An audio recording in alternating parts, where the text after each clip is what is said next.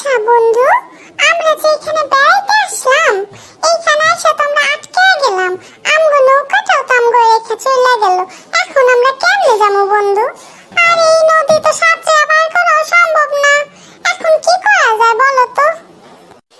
তাইলে আমরা এখন কি করব?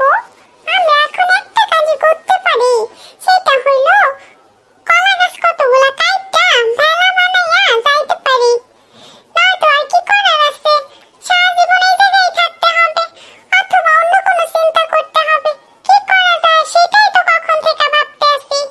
উফ, মাথাটা ব্যথা হয়ে গেল ভাবতে ভাবতে রে বল্টু, কি যে করব। কিন্তু বন্ধু, এই দ্বীপে তো কোনো কলা গাছ আছে বলে মনে হইতাছে না। সব তো নারকেল গাছ আর নারকেল গাছ, আর চারপাশে শুধু পানি আর পানি। কেমনে যে কি করবো ভাইবাই কুলাইতাছি না রে বন্ধু।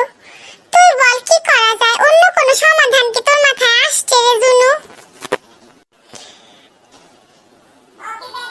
আরেকটা সমাধান আসছে, কিন্তু কতটা কার্যকর হবে সেইটা ভাববা পাচ্ছি না। কি করা যায় সেটাও ভাবতেছি। এই কার্যটা হচ্ছে যে আমরা করতে পারি, চল বন্ধু আমরা চিল্লায়া চিল্লায়া ব্যাটম্যান রে ডাকি। এইটা মনে হয় ভালোই হবে, কাজেও দিতে পারে। কি বলিস বল্টু? করা যায়, তাহলে চল আমরা এই কাজটাই করি। অন্য কোনো কাজ তো করা সম্ভব না। কি যে করব বল, আর এটাই করা যায়। চল ডাকি, ব্যাটম্যান বাঁচাও, ব্যাটম্যান কই তুমি?